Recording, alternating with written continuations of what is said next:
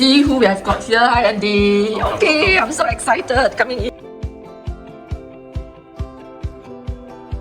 Hi, everyone. Yeah, very happy to have Andy with us this morning, and we are going to find out a little bit more about vision learning and carelessness in children. Let Andy introduce himself, so that we get to know him better. Andy. Hi everyone, my name is Andy. I run a preschool and by profession I'm a Developmental Optometrist. So my space of interest in optometry is how the vision is related to learning and how some visual skills can contribute to a child being careless. So how different are you, and how many of practitioners are doing similar things as you do? I think currently at this moment there are very limited practitioners doing this. I think maybe less than a handful, maybe less than 5. But this is definitely an upcoming space in terms of the vision science and how it relates to learning ability. So just now you talked about developmental learning.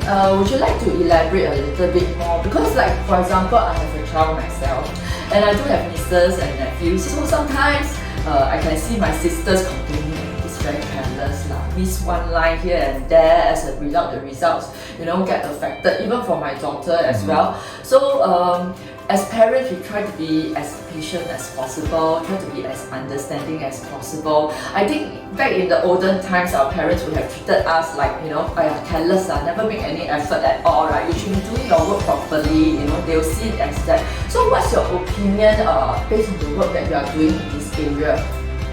Yeah, this is a very good question. I think most of us relate good vision to just having good eyesight or not having the need for any glasses, right? So because I have been in the education line for like 13-14 years now with my own preschool, part of the thing that has always been puzzling is that how come some children are more careless than other children? So as I dive deeper into the vision science, I realized that there is a special part of optometry that dedicates itself to such training to understand why children are careless. Just to give you an example, if the eye tracking ability of a child, and I'm talking the accuracy and the speed of the eye tracking, is not strong, it's weak, what happens is that child will exhibit skipping words and lines error as they move their eyes across the board, or they may skip a line when they read unintentionally. Okay. So Andy, I think just the last time when I got to know you, you actually showed me this video about this little girl and little boy on their tracking of their eyes.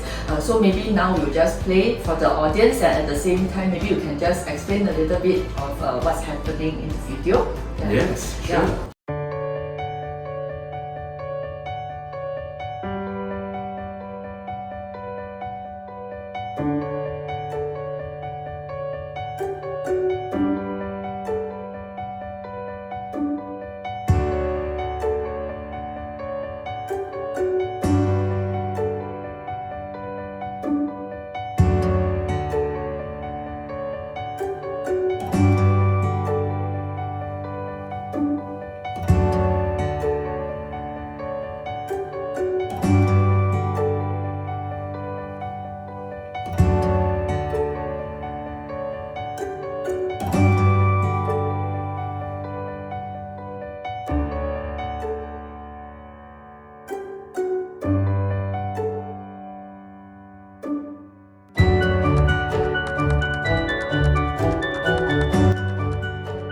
Now we are seeing the videos of, I see a few children. I mean, the last time you showed me, right? So what are you doing with these few children? And I can see they are doing some kind of eye test. Maybe you can tell us a little bit more what are they doing inside, and what they are trying to do with them.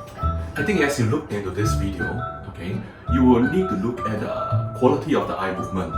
How these children in the video, how do they perform in this test, right? So is the eye movement easy?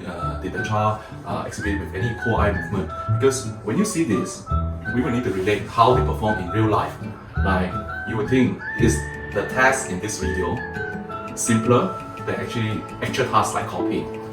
And you may find a relationship like why this poor eye movement actually causes poor learning ability. So historically, we always thought that this kid, is not paying attention in class, cannot copy properly. That's because they cannot pay attention. So now for today, I think it's really an eye opener to me. To realize that actually for children, this carelessness can be brought about due to the way the eyes are moving. So on this work, typically how long does it take for us to see an improvement in the eye movement such that it can actually enhance their learning ability? Very good question. Yeah, first of all, after we detect the weakness in the visual system, we'll devise a plan, an intervention program that will target specific visual skills that are related to learning. And generally, it takes about 4 months. So after 4 months, we will do a post-analysis to see if the scores have improved, the speed is faster, if there are less errors, and that will determine whether how successful the therapy or the training has been. Maybe can you touch on just 1 or 2 things that you do with the children, during this therapy? Or do you mean like actual work? Yeah, what do they actually do? Maybe just 1 or 2 for us to have a glimpse of what you are doing in this area. We do have quite a lot of props here, but if let's say we were just to use our hands here, this could be a task that we do, like looking here to train the eye teaming or near, because some children's eyes have difficulty with teaming inward, and when you are doing a reading task, your eyes is consistently turning in. Yeah. So some of them have this weakness in eye teaming, and that causes fatigue when you do have to read for long. And that's one of the exercise. Okay, it has been very interesting. It's like this is something which is totally new to me. I never quite expect that there's so much things that can be done, even related to children carelessness and learning in school. So I really learned a lot from you. So to get to know what Andy is doing more, we have this QR code at the end of the video as well as the link at the bottom. Okay, click on it, schedule a meeting with Andy, and he can do some assessments for your children, right? Okay, thanks a lot. Yeah, thanks for your time. Bye-bye.